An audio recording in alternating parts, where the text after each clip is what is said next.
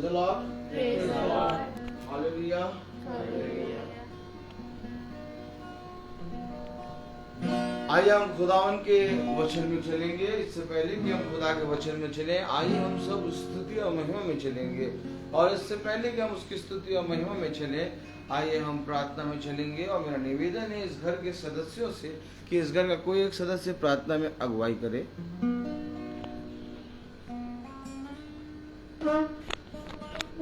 Praise the Lord सभी को धन्यवाद मेरे यहोवा पिता। मैं आपका दिल से हृदय से धन्यवाद करती हूँ पिता कि आपने अपने इतने सुंदर वचन के द्वारा इस घर में प्रवेश करना स्वीकार किया। प्रभु हम इस योग नहीं है मेरे पिता परमेश्वर, हम बहुत ही तुच्छ और निकम्मे हैं मेरे पिता परमेश्वर। हम इस योग भी नहीं है कि हम अपने मुंह से आपका नाम भी ले पाए पिता परमेश्वर, लेकिन आपकी दया दृष्टि अपने बच्चों पे सदैव बनी रहती है मेरे पिता परमेश्वर। और मैं तहे दिल से आपका धन्यवाद करती हूँ प्रभु कि आपने अपने दासों को यहाँ पे भेजा प्रभु जी, अपने वचन को लेकर भेजा मेरे पिता, ताकि वो वचन इस घर में बोया जाए और फलवंत हो मेरे पिता परमेश्वर।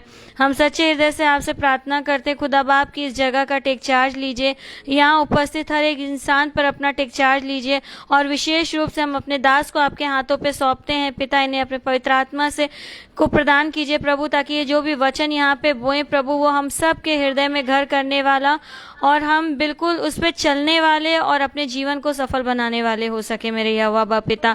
हाँ मेरे पिता परमेश्वर, जब भाई लोग आए हैं खुदा बाप, आपने इनकी रक्षा अगुवाई करी, अपने पंखों की ओट में इन्हें इस बारिश के मौसम में भी सुरक्षित पहुंचाया पिता। हम आपका दिल से धन्यवाद करते हैं पिता। जब ये यहाँ से जाएं प्रभु तब भी आप इन्हें अपने पंखों की ओट में सुरक्षित ले जाइएगा पिता, और ये सब अपने घरों में सकुशल पहुंच के आपका दिल से धन्यवाद करने वाले और हम भी आपका धन्यवाद करने वाले हो सके। हाँ मेरे पिता परमेश्वर, हर एक आशीषों के लिए, हर एक वचन के लिए पिता हम आपका दिल से धन्यवाद करते हैं। प्रार्थना आपके नाम में होके मांगते हैं, दया से सुनिए और पूरा करिए, आमीन।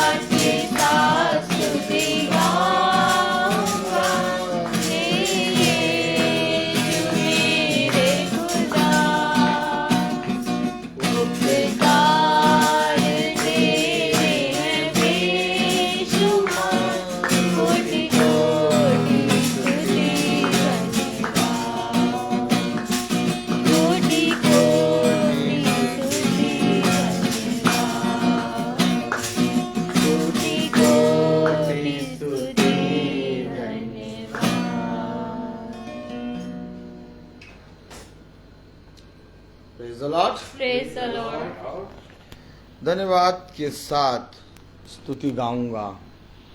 Praise the Lord. मेरे प्यारे भाई बहनों, मुझे समझ में नहीं आता कि कैसे रात, फिर दिन, फिर शाम, फिर दोपहर, कैसे समय बीतता है।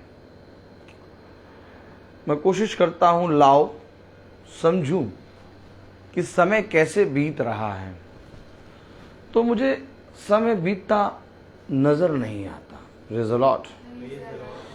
क्योंकि समय बीतता इसलिए नजर नहीं आता क्योंकि मैं देखता हूं कि जब मैं उसकी प्रेजेंस में रहता हूं, उसकी उपस्थिति में रहता हूं, तो ऐसा लगता है कि हम पता नहीं कहां पड़े थे और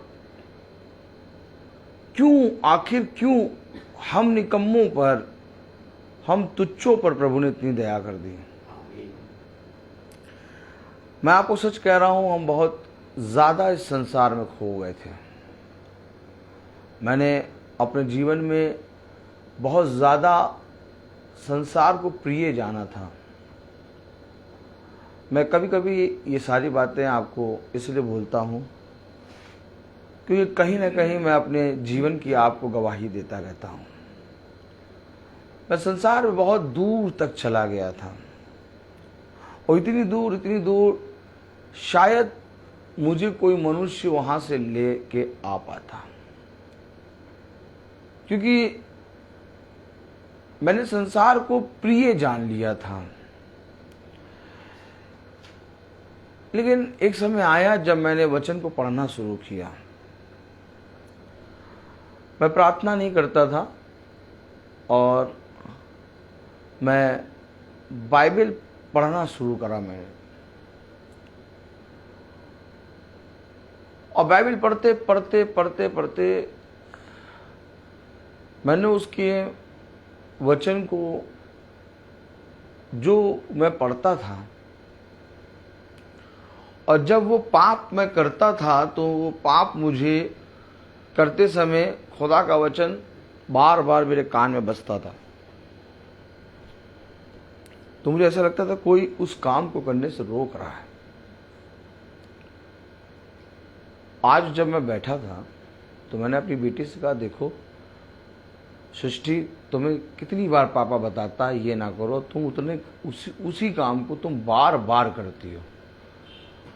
सृष्टि, एक काम होता है कि जब तुम उस काम को बार बार करती हो, इसलिए करती हो क्योंकि तुम्हारे कान में वो वचन गूंजता नहीं है जो तुम्हारे पापा ने कहा। अब अगर तुम ये काम करोगी दोबारा, तो तुम्हारे कान में अगर वो वचन जो मैंने कहा कि सृष्टि ये दोबारा ना करना, अगर गूंजेगा तो तुम उस काम को फिर दोबारा नहीं करोगे। तब मुझे तुरंत सडनली खुदा ने एक वचन दिया, धन्य है वो जो मेरे वचन को स्मरण रखते हैं। तब मुझे समझ में आया स्मरण रखना क्या है। स्मरण रखने का मतलब कि आप जब उन कामों को फिर दोबारा करने लगे तो खुदा का आत्मा आपके कान में आके बजेगा और आप उस चीज से दूर हो जाएंगे। Praise the Lord. अगर कोई गवाही देना चाहता है तो वो गवाही दे, और फिर हम एक कोरस गाएंगे और फिर प्रभु के वचन में चलेंगे। God bless you sister.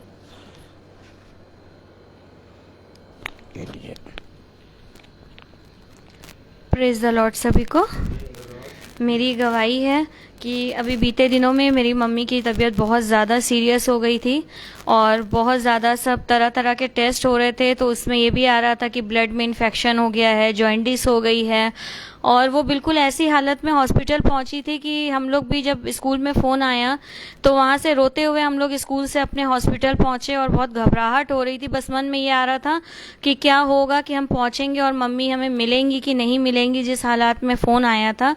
लेकिन सच में तुरंत हमने ब्रदर को फ़ोन किया और ब्रदर स्कूल में थे, उन्होंने तुरंत प्रार्थना करी। उन्होंने बोला सिस्टर जाइए, कुछ नहीं होगा, आप जाइए, मम्मी बिल्कुल ठीक हो जाएंगी। और हम वहाँ गए, वहाँ पहुँच के हमने मम्मी की बात करवाई, ब्रदर से फ़ोन में प्रार्थना करवाई। मम्मी बोल नहीं पा रही थी, केवल उनके आंसू निकल रहे थे और ब्रदर प्रार्थना कर रहे थे। उसके बाद निरंतर वो जब जब जाते थे तो प्रार्थना कहती थी, हमारी बात करवा दो, हमारे लिए प्रार्थना करवा दो, और हम प्रार्थना करवाते थे और ब्रदर प्रार्थना करते थे उनके लिए। और मैं सच कह रही हूँ कि वाकई में ये खुदा के सच्चे दास हैं और वाकई में यीशु मसीह इनसे बात करते हैं। क्योंकि जब मम्मी की तबीयत नहीं सही, मतलब बिल्कुल ठीक थी, वो 2-3 दिन पहले से जब ब्रदर डेली हमारे लिए प्रार्थना करते थे तो उसमें मम्मी के स्वास्थ्य के लिए ही वो प्रार्थना करते थे। और मैंने घर आके अपने हस्बैंड से कहा, मैंने कहा देखिए वाकई में वो खुदा के सच्चे दास हैं और यीशु मसीह वाकई में उनसे बात करते हैं, तभी वो 2-3 दिन पहले से ही मम्मी के लिए प्रार्थना कर रहे थे। और आज उनकी प्रार्थनाओं के द्वारा आज मम्मी बिल्कुल सही हैं और उनकी सारी रिपोर्टें निगेटिव आई। कोई इन्फेक्शन जो था 15,000 पहुंच गया था, वो नॉर्मल हो गया केवल 3 दिन में। और जो जॉइंटिस था वो भी दूसरी रिपोर्ट में निगेटिव आया। और जो भी चीज़ें मतलब उनकी आ रही थी वो आईसीयू में पहुंच गई थी, लेकिन आईसीयू में कहते हैं कि ऑक्सीजन लग जाता है, नली लग जाती है, लेकिन वो बिल्कुल बात कर रही थी, उन्हें किसी भी मशीन में नहीं रखा गया था और वो बिल्कुल सही सलामत है। और उन्होंने भी वो थोड़ा जो उनको वीकनेस है वो ठीक होएगी और वो भवन में आके हाथ उठा के गवाही देंगे इस बात की। और मैं भी गवाही देती हूँ कि मेरी मम्मी बिल्कुल सही सलामत हैं और मैं सच में खुदा के सच्चे दास के लिए प्रभु से दिल से प्रार्थना करती हूँ कि खुदा बाप इन्हें अपनी आशीषों से ऐसे ही भरे और जो ये काम कर रहे हैं भटकी हुई भेड़ों को सही मार्ग पे लाने का, यीशु मसीह इनके कामों का फल इनको दे, इनको अपनी आशीषों से भरे, अपने पवित्र आत्मा के अभिषेक से भरे, इनके परिवार को अच्छा रखे, इनके परिवार, इनके बच्चों को अपनी सिद्ध आशीषों से भरे मेरे पिता, इनके खत्तों को हरा भरा रखे और कभी इन्हें किसी भली वस्तु की अपने जीवन में कमी ना हो। और मेरी दूसरी गवाही है कि कल मैं सेंट फ्रांसिस कॉलेज गई थी जहाँ पे प्री प्राइमरी टीचरों का सेमिनार था और वहाँ पे जितने भी मिशनरी स्कूल हैं उन सब की जो है प्री प्राइमरी टीचरें आई थी।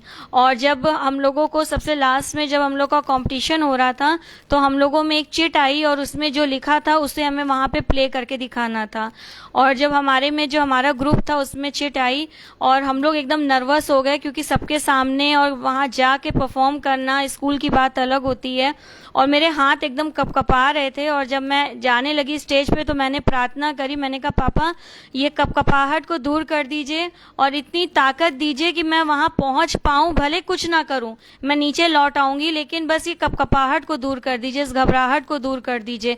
और मैं सच बताऊं, मैं वहां गई, मैंने परफॉर्म किया और मैं 2nd प्राइज जीती। और सच में खुदा का वचन मेरे अंदर आ रहा था कि मैं तुझे पूंछ नहीं बल्कि सिर ठहराऊंगा। और वाकई में मैंने उनसे सिर्फ कपकपाहट कम करने के लिए कहा, उन्होंने मुझे मुकुट दिला दिया। इसके लिए मैं प्रभु का दिल से धन्यवाद करती हूँ। Praise the Lord. Praise the Lord. Hallelujah. हम सब बहन सेंड्रा के लिए भी दुआ करेंगे। हमारी बहन सेंड्रा जो कि रोज वचन को सुनती हैं, उनका आज बर्थडे है। खुदावन उस बहन को लंबी आयु दे, उसके बेटे उसकी बहू को अपनी सामर्थ्य से और भरे और उनके जीवन में जितनी कमी घटी है, ये पूरा छोटा झुंड उसके लिए प्रार्थना करे कि वो सारी कमी घटी दूर होने पाए। उनके घर में संतान का फल बहुत आयत से मिलने पाए। हम सब प्रार्थना में मांगते हैं कि बहन को एक अच्छा स्वास्थ्य दे। बहन जिस रीति से प्रभु के वचन को प्रतिदिन सुन रही हैं, वैसे ही बहन का जीवन बदले और उनके जीवन बदलने के कारण उनके आसपास के हर एक जने का जीवन बदलने पाए। और बहुत तायत से बहन इसी रीति से प्रभु को धन्यवाद के साथ देकर अपने जीवन के दिनों को, अपने आयु के दिनों को प्रभु को समर्पित करें। क्योंकि सबसे उत्तम बात यह है कि हमारे सारे जीवन के दिन खुदा को समर्पित हों, क्योंकि उन्हें फिर प्रभु बहुत तायत से फलवंत करता है। तब प्रभु कहता है, देख मैं तुझे इस संसार में एक लंबी आयु दूंगा और मैं तुझे बढ़ाऊंगा। देख क्योंकि मैं तुझसे सच कहता हूँ, ना सींचने वाला ना लगाने वाला, बल्कि बढ़ाने वाला सब कुछ है। और आज बहन सैंड्रा के लिए प्रार्थना में यही मांगते हैं कि बहन सैंड्रा को अपनी सामर्थ से भर प्रभु, उसके घराने और उसके जीवन से जुड़े हर एक शख्स को प्यार प्रभु अपनी सामर्थ से भर, ताकि हर एक जना वचन के प्रति ईमानदार बनने पाए। तो आइए हम एक कोरस गाएंगे।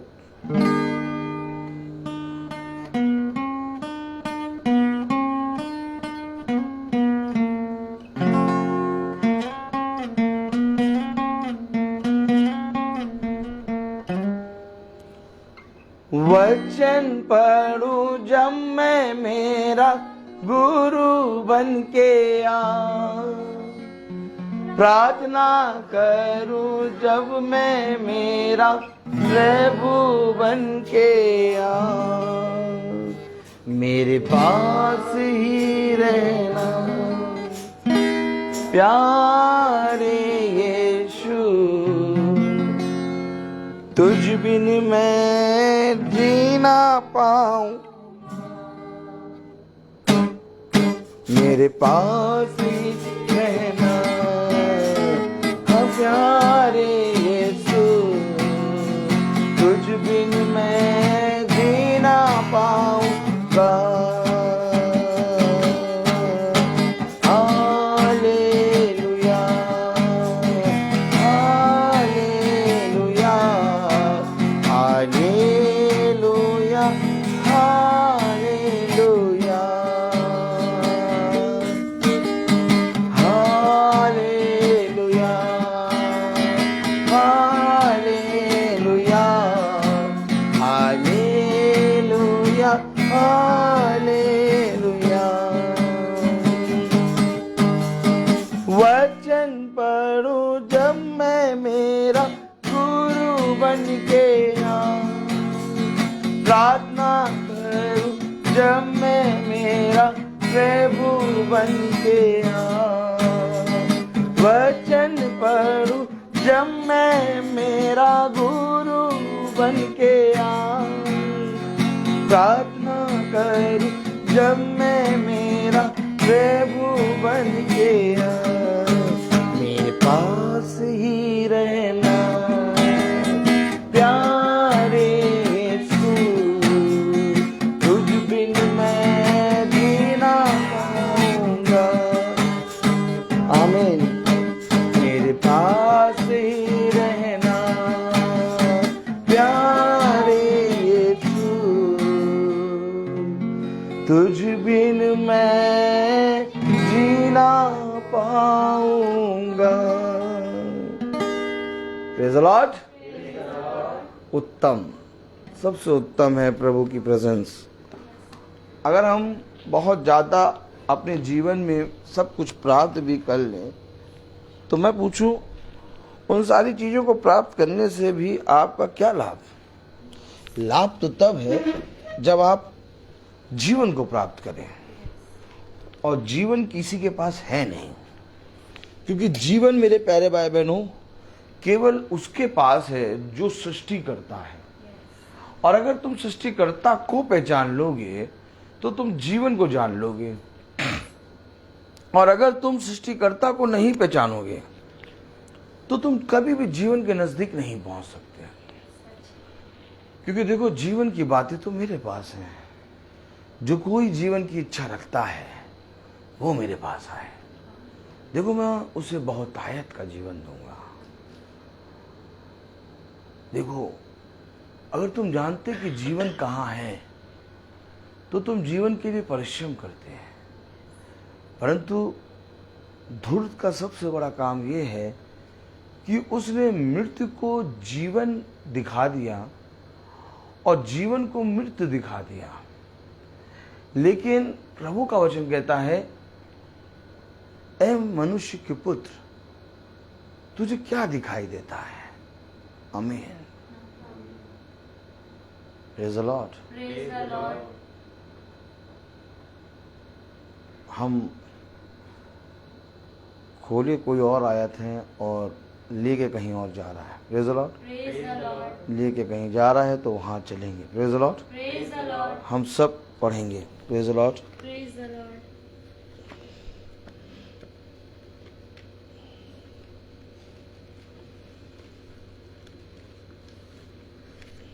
यहेजकेल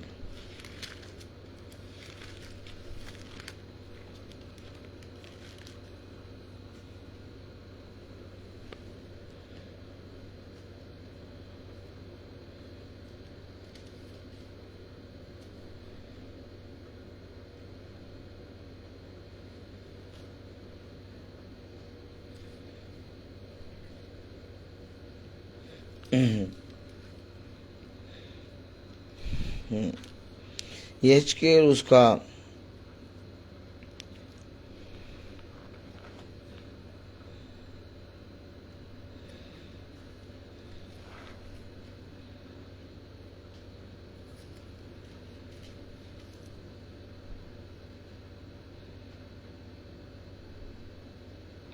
5वीं आयत पढ़े। पहले पढ़े 3री आयत, यहेजकेल 37 का 3री आयत, यहेजकेल 37 और 3rd वर्स पढ़े।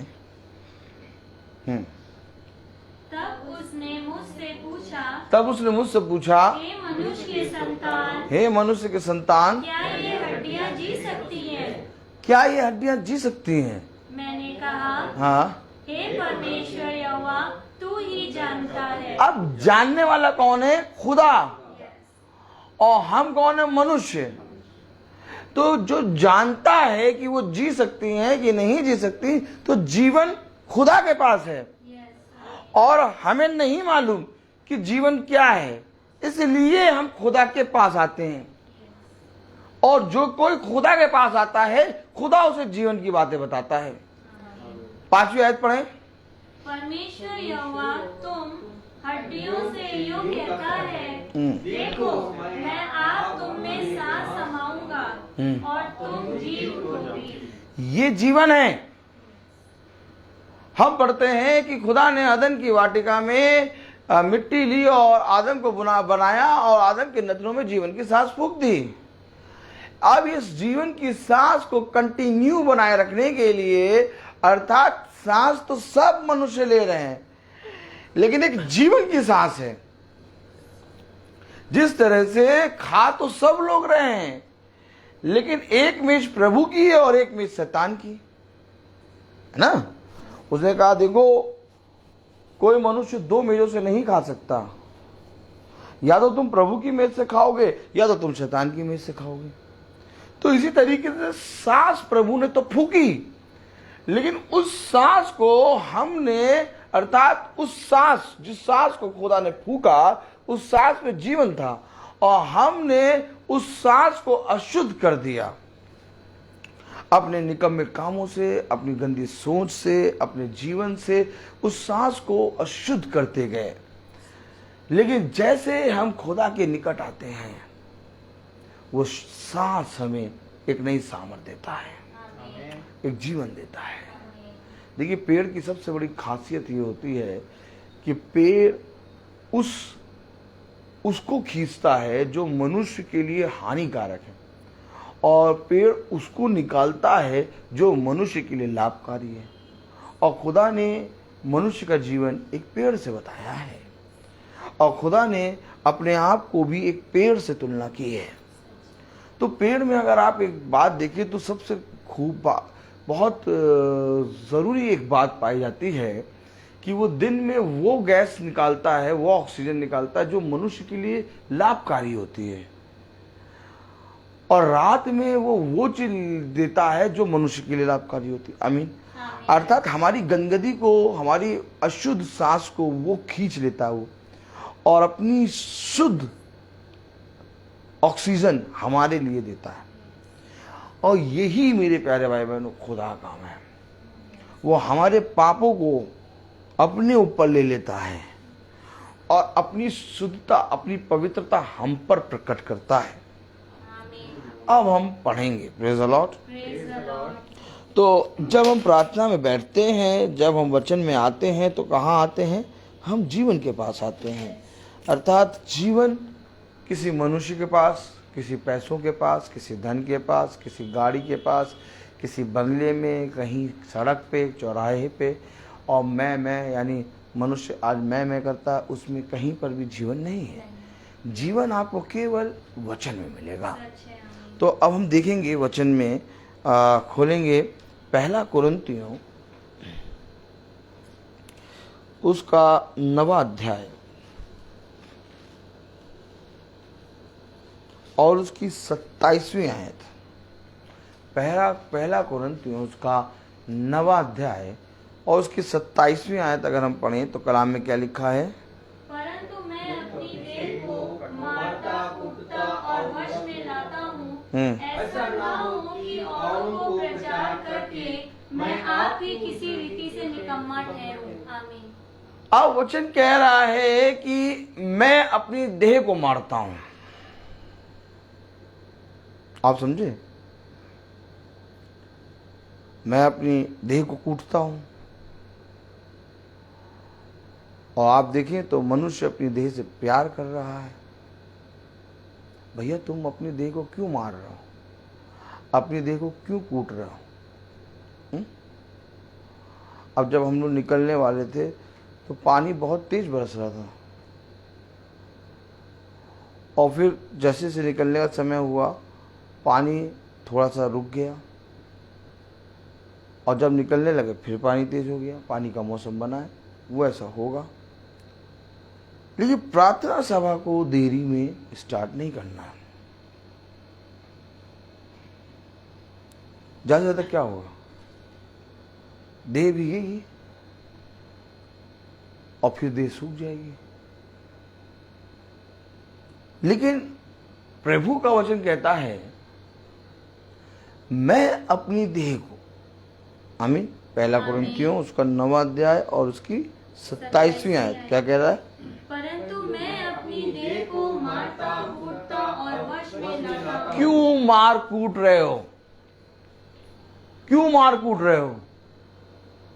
अपनी देह को तुमने क्यों मारा, और अपनी देह को तुमने क्यों कूटा, और अपनी देह को तुम वश में क्यों ला रहे हो? वश में लाने का मतलब एक युद्ध, मारने का मतलब एक युद्ध, कूटने का मतलब एक युद्ध। और जिसके जीवन में युद्ध नहीं वो मरा। दो चीजें हैं, या तो मरे हो या तो मार कूट रहे हो। आज मनुष्य मार कूट और अपनी देह को वश में नहीं ला रहा। आज मनुष्य अपनी देह से प्रेम कर रहा है, क्योंकि मनुष्य देह में मरा है। जब तुम जीवन को जानोगे, अर्थात जब तुम वचन को जानोगे, तब तुम इस देह को वश में लाओगे। बहुत अंधकार की शक्तियों में यह देह भागती है। इस देह को वश में क्यों लाओगे? कलाम पढ़ें। Praise the lord, hallelujah. एक minute, hallelujah, praise the Lord.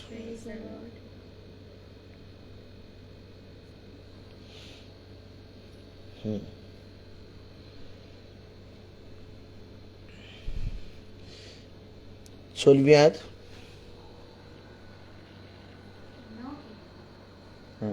9 की 16वीं आयत, 9वां अध्याय उसकी 16वीं आयत।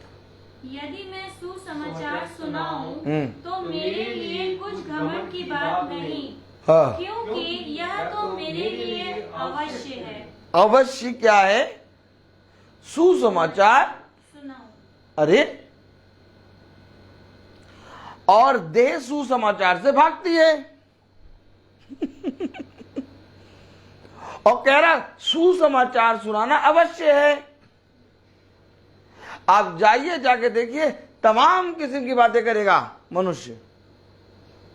अखबार की बात करेगा, न्यूज की बात करेगा, फिल्म की बात करेगा, राजनीति सरकार की बात करेगा, हैं, जॉब की बात करेगा, तेल घी की बात करेगा, पानी की बात करेगा, गाड़ी घोड़े की बात करेगा, LIC की बात, लेकिन कोई सुसमाचार की बात करता है जो अवश्य है। सरकार की बात अगर हम करें या ना करें, कोई अवश्य है? नहीं अवश्य है। तेल घी की बात अगर हम करें चाहे ना करें, अवश्य है? नहीं अवश्य है। अवश्य क्या है? सुसमाचार सुनाना। और सुसमाचार देह सुनाना नहीं चाहती। देह ने हाथ खड़े कर दिए। क्यों हाथ खड़े कर दिए? क्योंकि देह सुसमाचार से भागेगी। अगर सुसमाचार देह के अंदर आएगा तो देह वश में आ जाएगी। क्योंकि समुद्र को अगर आप देखें तो समुद्र की लहरें उफान की तरह बहुत तेजी से आती है। ऐसा लगता है अब ये बहा के ले जाएगा, अभी इसको कोई नहीं रोक पाएगा। सामने खड़े होइए समुद्र के, आपको ऐसा लगेगा ये तो बड़ा सा जहाज डुबो देगी, लेकिन फिर वो वापस जाती हैं। समुद्र की लहरें मुझसे भी ऊंची ऊंची, इतनी ऊंची ऊंची उठती हैं उफान, और फिर वो वापस जाती हैं। वापस क्यों जा रही हैं? उनकी लगाम लगा है, उनको खुदा ने वश में कर लिया है। ये जो जीव जंतु जो जंगल में हैं, ये अभी थोड़े समय बाद शहरों में घूमेंगे। आप न्यूज़ सुनते होंगे, क्योंकि खुदा ने इनको भी एक वश में कर रखा है कि तुम्हें अपने जंगलों में रहना है। लेकिन जैसे जैसे मनुष्य खुदा का वचन का इनकार करता जा रहा है, वैसे वैसे जंगल से भी जीव जंतु छोड़े जा रहे हैं कि जाओ और जाकर इन मनुष्यों को नष्ट करो। वैसे वैसे आप समुद्र का उफान देखते हैं, बाढ़ आ गई, आने वाला है, सैलाब आने वाला है। क्यों? क्योंकि उसको छोड़ा गया थोड़े समय के लिए। जाओ जाके इनको बताओ कि बहुत सी, मेरे पास एक तरीका पृथ्वी को नष्ट करने का नहीं है ना? ताली बजाइए। मेरे को पृथ्वी, खुदा कहता, क्या वचन, खुदा कहता मेरे पास एक हथियार नहीं है कि मैं पृथ्वी को एक ही हथियार से नष्ट करूं। तमाम किस्म की चीजें मेरे पास रखी हुई हैं, तमाम किस्म की चीजें। किसी भी एक चीज को कह दूंगा ना, पृथ्वी के पर से मनुष्य तुरंत नष्ट हो जाएगा। यही प्राकृतिक चीजें, यही चीजें जो तुम्हारी रक्षा कर रही हैं, यही चीजें जिनसे तुम जीवन में खा पी रहे हो, यही तुम्हारे मृत्यु का कारण बन जाएंगी। तो मेरे पास, खुदा कहता है कि एक चीज नहीं है कि मैं विपत्ति एक जगह से लाऊं। विपत्ति, क्लेश, महामारी, ये सारी चीजें मैं अलग अलग तरीके से ला सकता हूं, लेकिन समय समय पर मैं थोड़ा थोड़ा तुम्हें दिखाता हूं कि मैं हूं। मेरा भय मानो, मेरे डेरे के निकट रहो, मेरे पास आ जाओ। तो देखो, ये अंधकार, ये कलेश, ये विपत्ति, ये महामारी तुम्हारा कुछ नहीं कर पाएगी। लेकिन अगर तुम इन सारी चीजों में, मनुष्य अपने जीवन में लगा रहेगा और अपने देह को मार कूट के वश में नहीं लाएगा कि मैं सुसमाचार की तरफ फिरूं,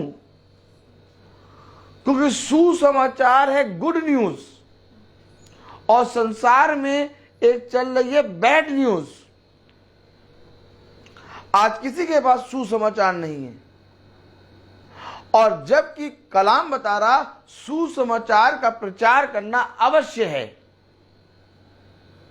अब जिस चीज को खुदा अवश्य लगा रहा, वो सोचिए कितनी जरूरी होगी। 16वीं आयत पे क्या लिखा है? यदि मैं सुसमाचार सुनाऊं तो मेरे लिए घमंड की बात नहीं। कुछ घमंड की बात नहीं, यानी कि कोई ये बड़ी बात नहीं है कि ब्रदर रोहित हो जाते हैं मंडली में 365 दिन चलते हैं, कोई घमंड की बात नहीं है। आप इस बात पे घमंड ना करिए ब्रदर रोहित कि आप 365 दिन साथ में चलते हैं। Praise the Lord. आप इस चीज को घमंड ना करिए ब्रदर डैनियल कि आप 365 दिन साथ चलते हैं प्रभु में।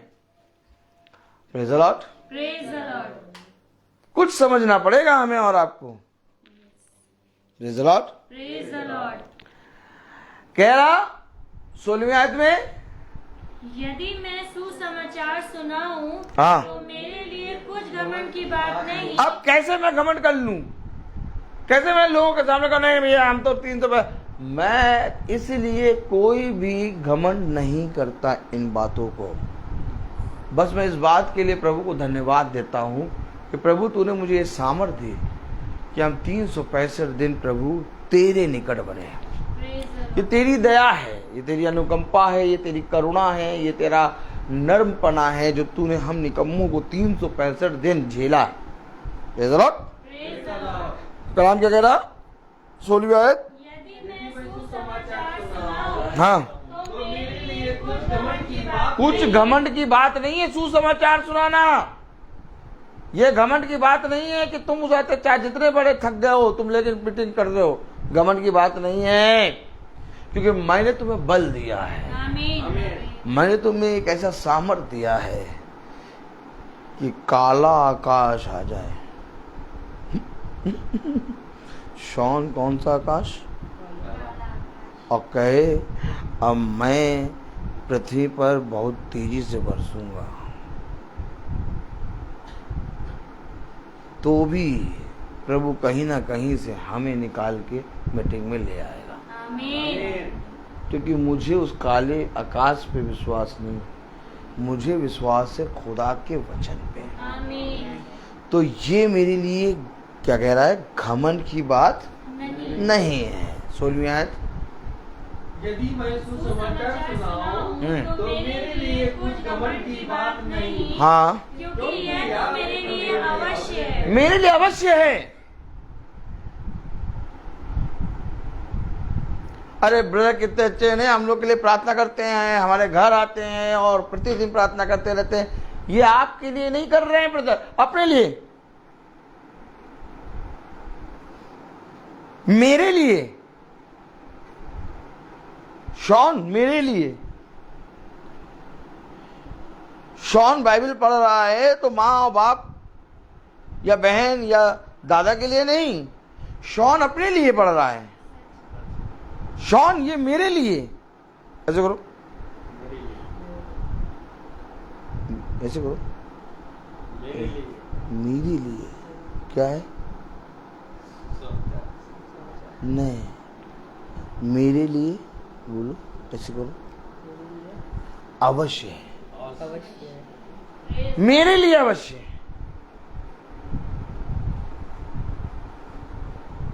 तो ये मीटिंग किसके लिए हो रही? मेरे लिए।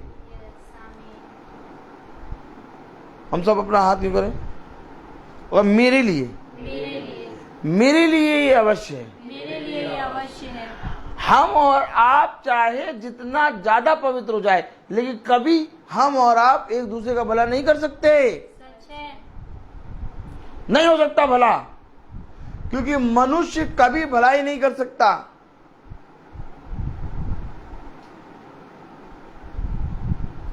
हर एक मनुष्य को अपना लेखा देना होगा। चाहे माँ तुमसे जितना प्यार कर ले, चाहे पिता तुमसे जितना प्यार कर ले, चाहे कोई इंसान किसी इंसान से जितना प्यार कर ले। उसे कहा ना कि यदि तुम किसी मनुष्य के लिए अपने प्राणों को भी दे दो, परंतु प्रेम न रखो,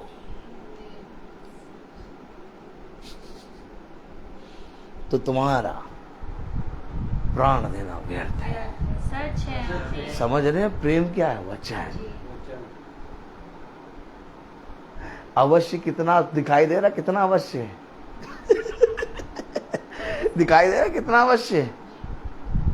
कह रहा यदि तुम अपने प्राणों को किसी मनुष्य के लिए दे दो और प्रेम ना रखो, तो तुम्हारा प्राण देना व्यर्थ है। ओ, यानी हम अगर मनुष्य एक मनुष्य के लिए जान भी दे दे और वचन ना जाने, तो उसका जान देना व्यर्थ।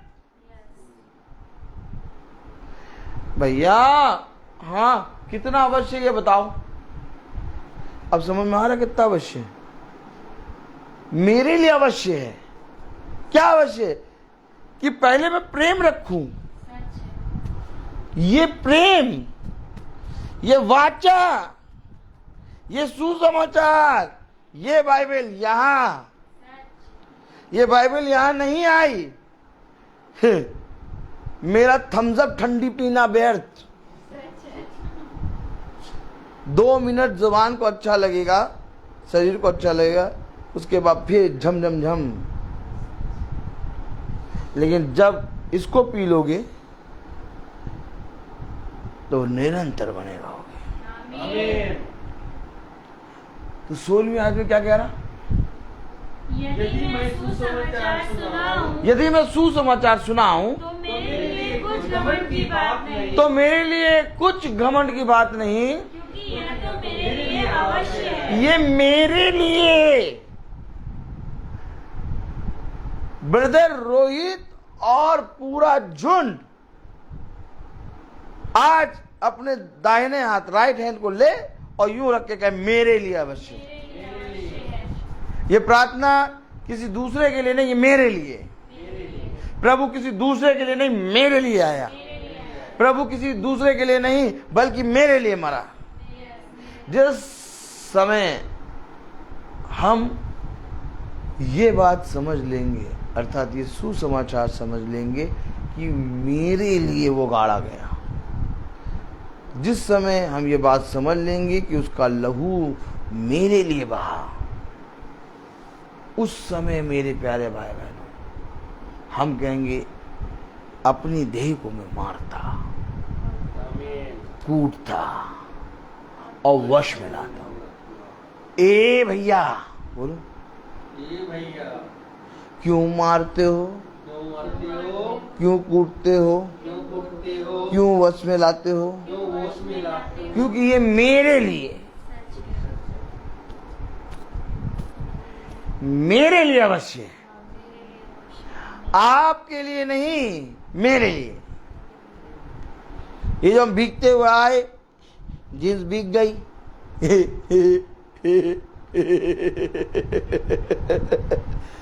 मेरे लिए अवश्य है, मेरे लिए। जींस सूख रही है, मेरे लिए अवश्य है। याद रखो, समझ लो, उसने कहा एक युद्ध मेरे अंदर बना है। प्रभु, जब मैं बिछौने पे जाता हूं तो मेरे अंदर एक घंघोर युद्ध शुरू होता है, और उस युद्ध में प्रभु कई बार मैं हार जाता हूं, क्योंकि जब मैं बिछौने पे जाता हूं तो मेरे मन में बहुत सी योजनाएं आती हैं, मेरे मन में बहुत सी बातें आती हैं, और मैं उन बातों को अपने जीवन में अपने बल और अपनी बुद्धि से सुलझाना चाहता हूं। लेकिन मैं देखता हूं कि वो बातें मुझ पर हावी होती जाती हैं, और मैं उन बातों का दास बनता चला जाता हूं। जबकि प्रभु, मैं कोशिश करता हूं कि वो बातें जो मैं बिछौने पे जाके सोचता हूं मुझसे दूर हो जाएं।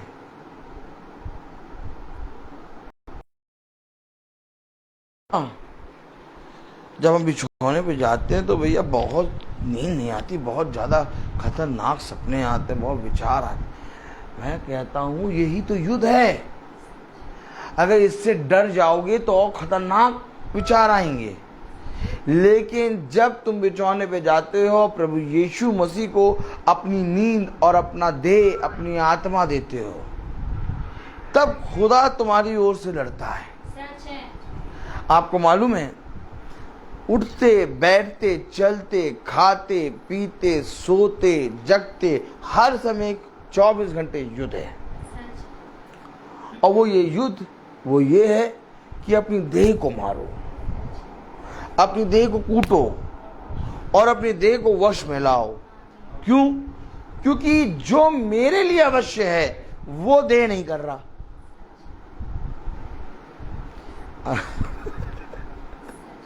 डैनियल भाई, जो मेरे लिए अवश्य है वो मेरी देह नहीं कर रही, बहाने बनाती है और इस गली से निकल जाती है, और कभी कभी किसी गली से निकल जाती है, बहाने बनाती है। लेकिन जो इस देह की सारी गलियों को जान जाता है, ताली बजाओ, वश में कैसे लाओगे? तुम बेटा किसी भी गली से निकलो, मैं तुम्हें पकड़ लूंगा। बात सही है कि नहीं है? हैं? भैया कहीं से भी तुम निकलो, खुदा कहता मैं तुम्हें पकड़ लूंगा। योना जो है भागा एक गली से, योना ने एक गली ली, भागा तट। अब प्रभु ये इस गली को जानता ही नहीं, और क्या, बस इस गली से जाएंगे, बस एक जहाज खड़ा तक किसका वहीं बैठ जाएंगे, बस छुप के। हाँ, प्रभु को पता भी नहीं चलेगा। इतनी बड़ी पृथ्वी है, कहाँ प्रभु देखता रहता, मछलियों को देखेगा, उसकी आंख के तिनकों को देखेगा, वहां देखेगा, वो देखेगा। हम चुपके से निकल जाएंगे। देखो देखो चुपके से अदन की वाटिका में चुपके से आया, मंडोले मेरा तंडोले, चुपके से आके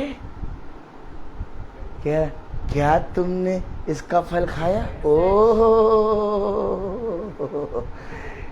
चुपके से आता है और निकलता कहां से? बिल से।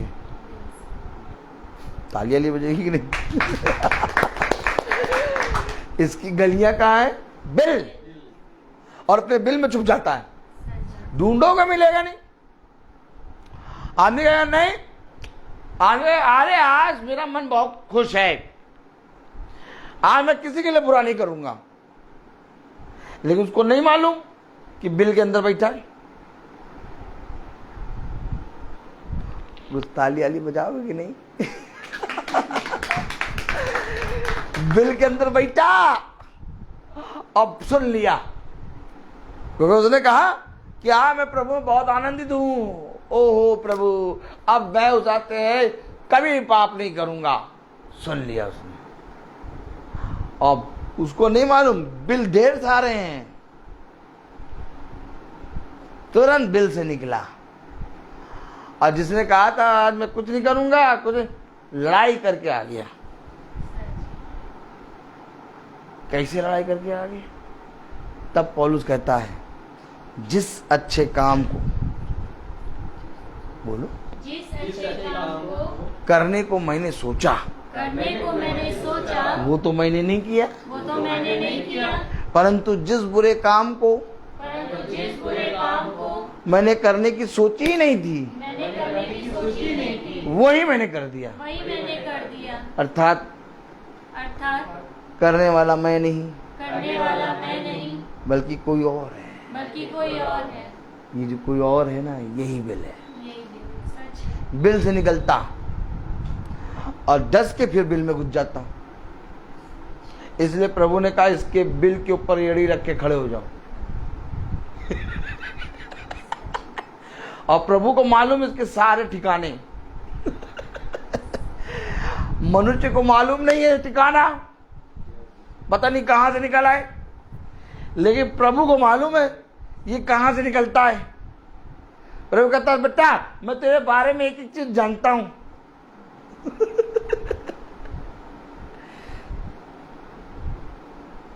कितनी बार तू जबान से अपनी निकाल के मिट्टी चाटता है दिन भर में, ये भी मेरे जहन में काउंटेड है। मैं तुझे बहुत कायदे से जानता हूं। इसलिए प्रभु उस दुष्ट से लड़ने का हथियार हमें देता है। कहता अपने दोनों हाथों में मेरे हथियार बांध लो और अंधकार की शक्तियों का सामना करने के लिए निकलो। तब देखो ये अंधकार की शक्ति तुम्हारे पास से भाग जाएंगी। समझना पड़ेगा। लेकिन इसके लिए आपको अपने दोनों हाथों में हथियार लेने के लिए सबसे पहले अंधकार की शक्ति तो कलाम क्या कह रहा, वचन क्या कह रहा कि वो कह रहा है कि इससे पहले कि तुम अंधकार की शक्तियों का सामना करो, इससे पहले कि तुम अपने दोनों हाथों में हथियारों को बांध लो, हथियारों को ले लो, तुम्हें अपनी देह को मारना, कूटना और अपने वश में करना होगा। ये काम करा नहीं और निकल गए युद्ध करने। ये काम करा नहीं और निकल गए युद्ध करने। तब प्रभु का कलाम कहता है कि हाय उस मनुष्य पर जो अपनी तैयारी नहीं करता और घर तुड़वा के बनवाने खड़े हो जाता है, और बाद में जब उसका सब पूंजी खत्म हो जाती पूंजी और घर आधा बनता है तो पड़ोसी हंसते, देखो भैया तुड़वा तो दिया, अब बनवाने भी खड़े हो गए, अब पैसा खत्म, आधा घर बना। तो खुदा का कलाम क्या कहता है, इससे पहले कि तू अपना घर तोड़वाए, इससे पहले कि तू फिर से घर बनवाए, पहले तू ये देख ले कि तू कहाँ तक खर्च कर सकता है। इससे पहले कि तू अंधकार की शक्तियों का सामना करे, इससे पहले कि तू अपने दोनों हाथों में हथियार ले ले, सबसे पहले तू अपनी देह को मार, कूट और वश में कर। जिस दिन तुमने ये काम किया उस दिन वचन तुम्हारे जीवन में काम करेगा। अभी आप सोचते हैं कि वचन जो है हमारे जीवन में काम कर रहा, नहीं, अभी केवल वचन सुनने के कारण इतनी आशीषें आ रही हैं। जिस दिन आप वचन को सुनकर उस पर चलने लगेंगे, आप कहेंगे कि मैं उड़ रहा हूं इस पृथ्वी पर। क्योंकि प्रभु के दास जब तक अपने गुरुवर अर्थात यीशु मसीह की बातों को सुनते रहे तब तक वे पृथ्वी पर चलते रहे, लेकिन जिस दिन उनका गुरुवर उड़ा और उन्होंने वो उड़ने वाला वचन अपने अंदर लिया, ये उड़ने लगे। अब ये वे काम करने लगे जो गुरुवर करते थे। इसी तरीके से एक समय होता है जब मीटिंग को, महासभा को सुनते रहते हैं, सुनते रहते हैं, सुनते रहते हैं, सुनते रहते हैं, फिर एक दिन सोता फूटता है, और सोता फूटने के कारण हमारे हृदय से नदियों के सोते पर वो बहा देता है। कहता है अब तुम वो काम करोगे जो मैं करता था। कब? क्योंकि तुमने मेरे वचन को सुना है। देखो तुम तो मेरे वचन को जानते हो ना, बाहर वाले नहीं जानते, परंतु तुम्हें मेरे वचन का ज्ञान है, तुम्हें मैंने अपनी वे बातें बताई हैं। इसलिए मैं तुमसे कहता हूं, जाओ और जाकर मेरे सुसमाचार का प्रचार करो, क्योंकि ये तुम्हारे लिए अवश्य है, किसी मनुष्य के लिए नहीं अवश्य है, किसी के लिए अवश्य नहीं है, लेकिन तुम्हारे लिए।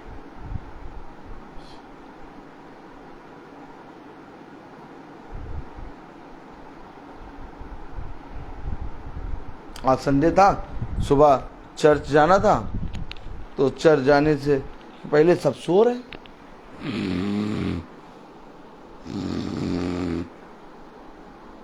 सोए रहो।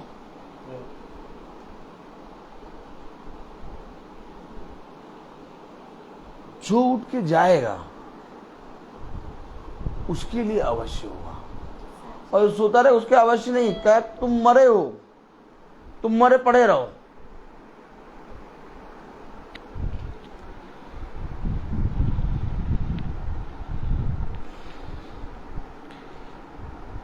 जब तक इस पृथ्वी पर प्रभु रहा तब तक सप्त के दिन में आराधनालय के अंदर है,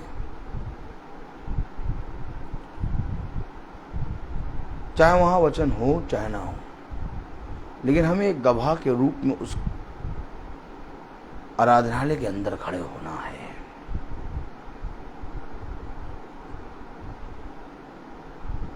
क्योंकि हमें ये दिखाना है कि मैं प्रभु की ज्योति हूं।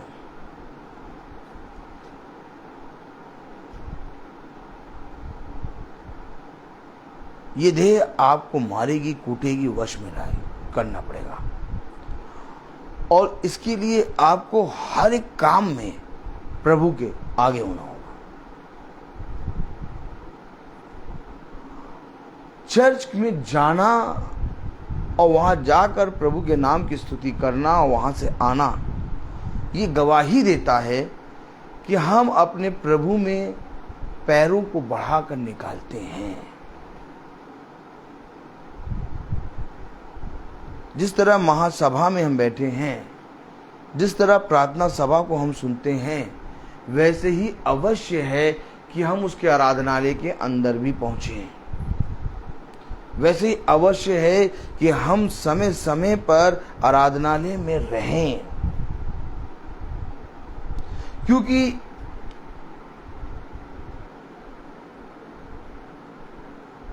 एक मनुष्य है,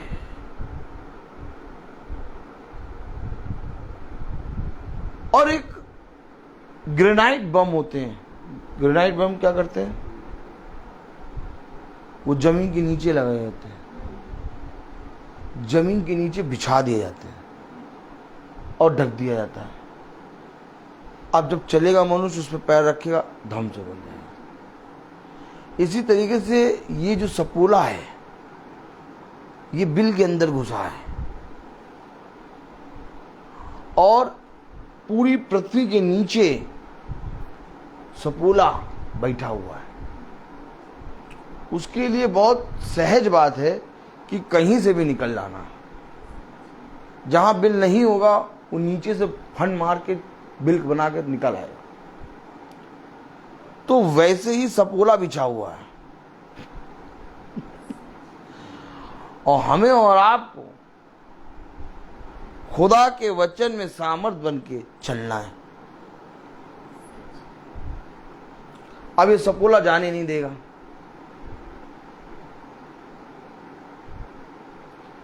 आप जब तक लोगों के बीच में नहीं जाएंगे, लोगों से मिलेंगे नहीं, आप सुसमाचार का प्रचार नहीं कर पाएंगे। आज हम आपके घर में कैसे आ गए? क्योंकि हम निकलते हैं। आज हमें और घर क्यों मिल रहे हैं? क्योंकि हम घरों में जा रहे हैं, हमारा चलना जारी है। हम ये नहीं देख रहे कि कौन पूरे मन से ग्रहण कर रहा है, कौन अधूरे मन से ग्रहण कर रहा है, कौन हमको खिल्ली मजाक उड़ाने के लिए बुलाता है, कौन हमें पूरे मन से। हमारा ये काम नहीं है। हमारा काम है बस निकल के चलते रहना। आज हमारे बच्चे हमसे ज्यादा बेड पे पड़े सोएंगे अगर संडे का दिन है और हम भी सो रहे हों और चर्च ना जाएं। लेकिन अगर हम उठ के पहले तैयार हो जाएं तो हम अपने बच्चों को उठाने की सामर्थ्य रखेंगे। लेकिन अगर हम लेटे रहेंगे, हम कहेंगे बच्चों तैयार हो जाओ चर्च जाओ, वो कभी नहीं जाएंगे, बल्कि तकिया अपने मुंह में लगा के हंसेंगे। ऐसे हंसेंगे, देखो कैसे हंसेंगे। तकिया लाओ, तकिया मुंह में लगा के। पापा ने कहा शॉन तैयार हो जाओ चर्च जाओ। हम लोग नहीं जा पाएंगे, हम लोग थक गए, मम्मी देर से आई हैं, हम लोग भी थक गए। सोना सो।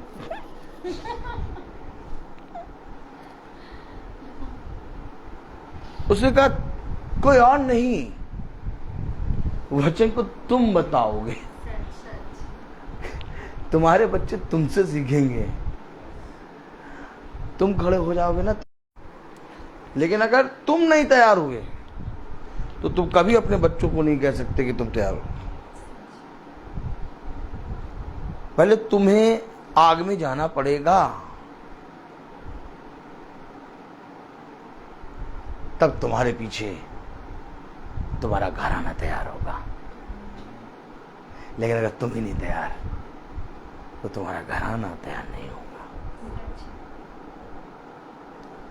अपने बच्चों के अंदर एक भय लाओ, अपने बच्चों को एक चट्टान बनाओ। हमें और आपको अब आग में जाना पड़ेगा। एक समय था जब हमारे माता पिता को आग में जाना था। जब वो आग में जाते तो हम देखते तो हम भी चट्टान बनते। आज माता पिता अपने बच्चों को वो शिक्षा क्यों नहीं दे पा रहे? क्योंकि वो आग में गए नहीं।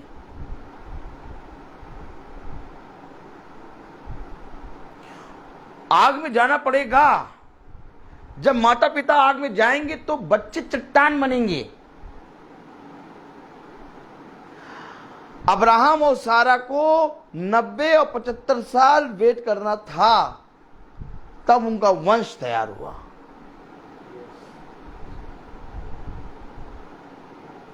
याद रखिए, अगर आप पीछे हटेंगे तो आप तो नरक में जाएंगे, आपके पीछे आपके बच्चों का क्या भरोसा।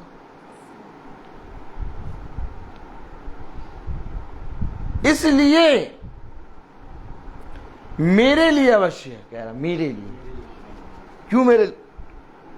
क्योंकि पीछे मेरा घर आना है। कुछ भी हो जाए सृष्टि को, कुछ भी हो जाए रूत को, कुछ भी हो जाए रबेका को, मुझे मीटिंग में जाना है। उनको मालूम है कि ये मीटिंग में चला जाएगा। हमारे साथ कुछ भी हो रहा हो, लेकिन ये मीटिंग में चला जाएगा।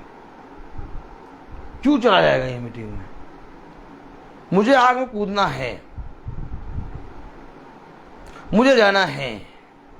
तभी कह रहा सुसमाचार सुनाना मेरे लिए अवश्य है, और मुझे हर वो स्थान में खड़ा होना है जहां पर लोग खुदा के नाम में इकट्ठा हो रहे हैं, ताकि मैं वहां पर खुदा के नाम का एक चलता फिरता गवाह बनूं। आमीन आमीन। जीवित गवाह। कब बनेंगे आप जीवित गवाह? आपको वहां पहुंचना होगा, आपको लोगों को बताना होगा, आपको एक काम करना होगा। 16वीं आयत पढ़ें। यदि मैं सुसमाचार सुनाऊं तो मेरे लिए कुछ घमंड की बात नहीं, क्योंकि यह मेरे लिए अवश्य है। यदि मैं सुसमाचार ना सुनाऊं तो मुझ पर हाय। हाय उस मनुष्य पर जो मेरे वचन को ग्रहण नहीं करता। हाय उस मनुष्य पर जो मेरे भेजे हुए को स्वीकार नहीं करता। हाय उस मनुष्य पर जो अपने मन में संदेह करता है। हाय उस मनुष्य पर जो भोर में देर तक सोता रहता है। सारी बातें वचन से रिलेशन है। आपको भोर में बिछोने को छोड़ना है। ये बिछोना हमारे लिए बना नहीं है, हमारे लिए एक आग खुदा ने बनाई है। क्योंकि तुम्हारे लिए एक विश्राम का दिन मैंने रखा है अपने लिए, तुम्हारे लिए, और उस विश्राम के दिन में मैं तुम्हें भेजूंगा। लेकिन जब तक तुम्हारे लिए विश्राम का दिन नहीं आता, तुम्हें एक कठिन परिश्रम करना होगा, जलना होगा आग में। जाओ। नहीं नहीं नहीं, हम नहीं जलेंगे। आज संडे, आज सोएंगे।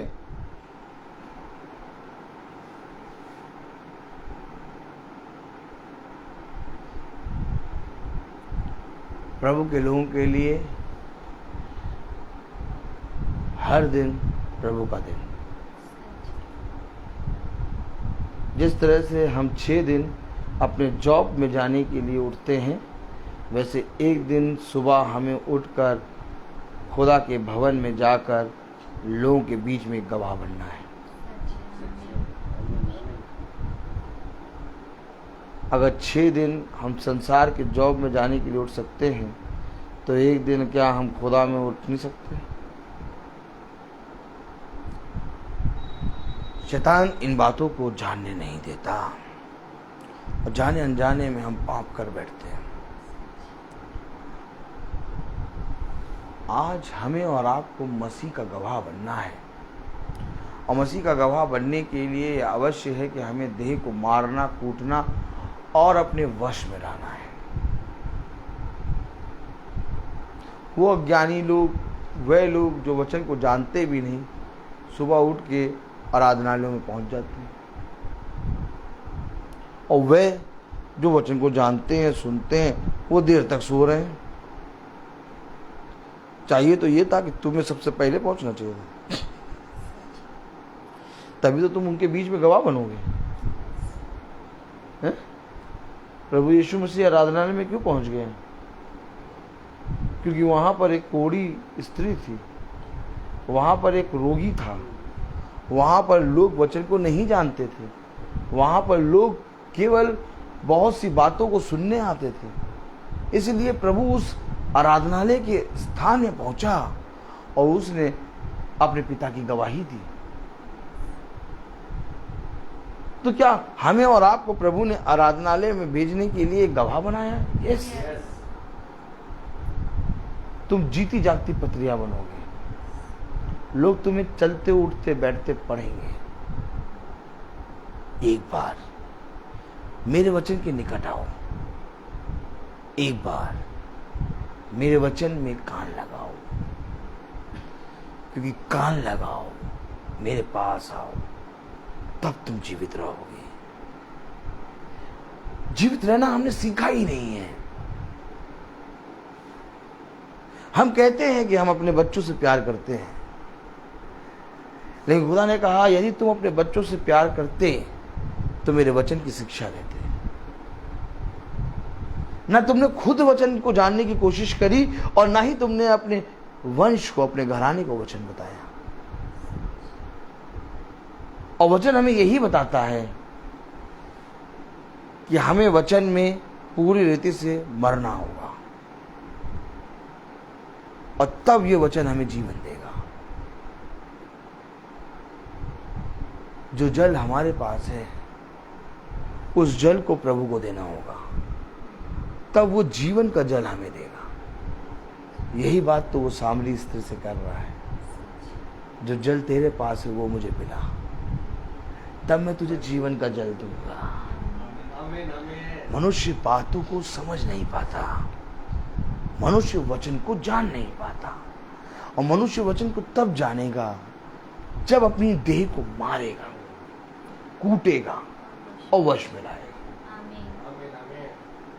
अब मैं आपको बताऊं, कोई बताओ जरा मुझे कि मैं चर्च में कितने बजे पहुंचता हूं? आज बता रहा हूं, 8 बजे का चर्च होता है, बताओ कितने बजे मैं पहुंच जाता हूँ? शॉन तुम बताओ। 7:30। शॉन बोल रहे हो क्या 8 बजे का चर्च में कितने बजे पहुंचता हूँ? 7:30। शॉन कह रहे 7:30। आप बताइए। 7:30। 7 बजे का चर्च है और बहन कह रही 7:30। 8 बजे का चर्च, 8 बजे का चर्च है और आप कह रहे 7:30, लेकिन मैं चर्च पहुंचता हूं सुबह 6 बजे।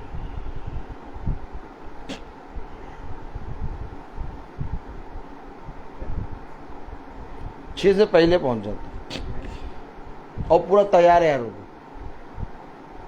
पूरा एकदम अप टू डेट तैयार, फाइटिंग शुरू। 6 बजे से पहले चर्च पहुंच जाता हूँ। और जो टाइम आप बता रहे 7:30, इस 7:30 के बाद यानी 7:40 पर मैं फिर चर्च से निकलता हूँ। तब वो जो सो के आते वो कहते आया नहीं, कहाँ चला गया? मैं 7:40 पे चला जाता हूँ और फिर मैं आता हूँ 7:55 अपनी सहायक को लेके। क्यों चले जाते हो 6 बजे से पहले चर्च?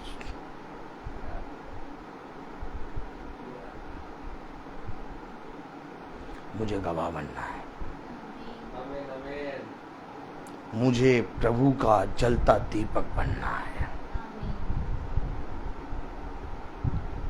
याद रखो, आराधनालय यानी चर्च में खड़ा होना एक गवाही है। लोग तुम्हें देखेंगे कि तुम कितना प्यार करते हो, दिखाओ। एक पागलपना होना है। तो मैं आपसे ये नहीं कह रहा हूं कि आप 6 बजे पहुंचो, आपसे मैं ये कह रहा हूँ, आप कम से कम एटलीस्ट 7:50 पे पहुँच, 7:50 पे पहुँच जाए, 10 मिनट्स पहले पहुँच जाए। एक सेवा दे रखी खुदा ने मुझे, सारा क्वायर हर चीज़ मुझे सेट करना है, लेकिन उसमें फिर मुझे गीत गाने, तो गीतों से गवाही प्रचार करते हैं। तो ऐसे ऐसे गीत कि हर एक जना सुनकर वचन की ओर फेरे। तुम्हें मिली है वर्शिप करने का तरीका, मैं की सेवा। अब तुम उस सेवा को कैसे करते हो? कोई करता है 7:45 पे पहुंच के जाता है, और कोई 6 बजे से पहले ही पहुंच जाता है। नहीं, मैं तो और जोर शोर से करूंगा, मेरा जुनून है, मैं पागल हूं, मैं पागल नंबर 1 हूं। समझो,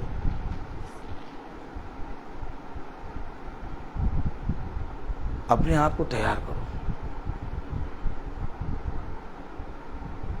अंधकार के बीच में रखने के लिए। प्रभु तुम्हें उठाकर अंधकार के बीच में रखेगा। क्या इतनी सामर्थ है तुम्हारे अंदर कि अंधकार के बीच में खड़े हो जाओ? क्या इतनी सामर्थ है तुम्हारे अंदर कि समुद्र के बीच गहराई में खड़े हो जाओ? समुद्र के बीच गहराई में और अंधकार के बीच में खड़े होने के लिए तुम्हें अपनी देह को मारना, कूटना और वश में लाना पड़ेगा, और विश्वास करना पड़ेगा। तब उस गहराई में खुदा तुम्हारे साथ होगा, तब उस अंधकार में खुदा तुम्हारे साथ होगा। आनंद आता नहीं? मैं बोलता बहुत हूँ, हर चीज का एक समय है। सैंड्रा बहन का आज बर्थडे है, हम सब सैंड्रा बहन के लिए भी दुआ करेंगे। हम सब अपनी आंखों को बंद करेंगे और प्रार्थना में चलेंगे। और मेरा निवेदन है बहन सुच्ची से कि वो प्रार्थना में अगुवाई करें। धन्यवाद धन्यवाद धन्यवाद मेरे पिता, लाखों करोड़ों कोटि कोटि हम आपका धन्यवाद करते हैं पिता परमेश्वर, इतने सुंदर वचन के लिए मेरे पिता परमेश्वर जो आज आपने हमारे घर में दिया है मेरे पिता परमेश्वर। अपने दास के द्वारा मेरे पिता परमेश्वर हम इस योग ना थे कि हम इन सुंदर वचनों को सुन पाएं प्रभु, हम बहुत ही तुच्छ और निकम्मे हैं पिता, लेकिन आपने हमें ये हियाब दिया पिता, आपने हमसे वचन के द्वारा बात करी। और सच में मेरे पिता परमेश्वर आज किसी कारणवश हम भी सुबह चर्च नहीं जा पाए थे, लेकिन मन में एक बेचैनी हो रही थी और आपने उसका जवाब हमें अपने वचन के द्वारा दे दिया पिता। इसीलिए प्रभु हम जानते हैं कि वाकई में ये दास आपका प्रिय बेटा है प्रभु जी, आपका पुत्र है पिता, और आप इससे बात करते हैं खुदा बाप। सच में प्रभु इतने सुंदर दास को भी देने के लिए पिता परमेश्वर, अपने बेटे को यहाँ पे लाने के लिए, उसके द्वारा हमसे बात करने के लिए पिता हम आपका धन्यवाद करते हैं पिता परमेश्वर।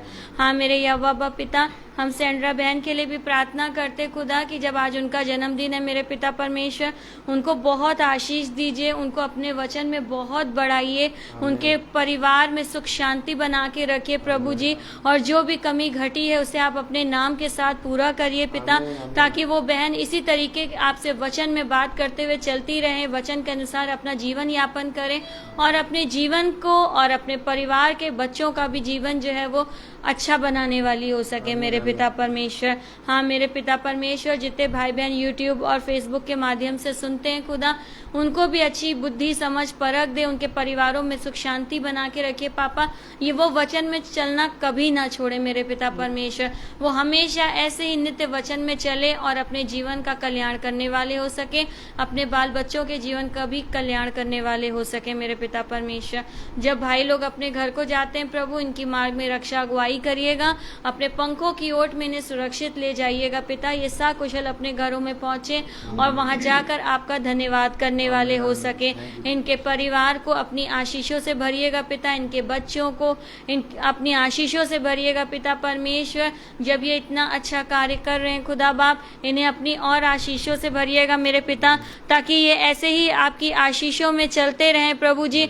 और जिस काम के लिए आपने इन्हें चुना है वो भरपूरी से ऐसी आनंदित मन से होके करने वाले हो सके पिता, ताकि इनके जोश को देखकर प्रभु हम भी अपनी भक्ति में और जोश ला सकें, और आपके मार्ग में चलने वाले, और आपके वचन को सुनने वाले, और डेली के मन्ने को ग्रहण करने वाले, और अपने जीवन को सफल बनाने वाले हो सके मेरे पिता परमेश्वर। एक बार फिर से सारी बातों, सारी आशीषों के लिए हम आपका धन्यवाद करते हैं और सब कुछ आपके पवित्र सामर्थ्य नाम में होके मांगते हैं। दया से सुनिए और पूरा करिए, आमीन। ये हमारे पिता जो स्वर्ग में है, तेरा नाम पवित्र किया जावे, तेरा राज आवे, तेरी इच्छा जैसे स्वर्ग में है वैसे इस पृथ्वी पर भी पूरी हो। हमारा प्रतिदिन का आहार हमें दे, और हमारे अपराध हमें क्षमा कर, जैसे हम भी अपने अपराधियों को क्षमा करते हैं, और हमें परीक्षा में न डालिए परंतु बुराई से बचाइए। रोते धन्यवाद, सारी आशीषें हाथी ऊपर से, हालेलुया। धन्यवाद धन्यवाद धन्यवाद, सारी आशीषों के श्रोते धन्यवाद।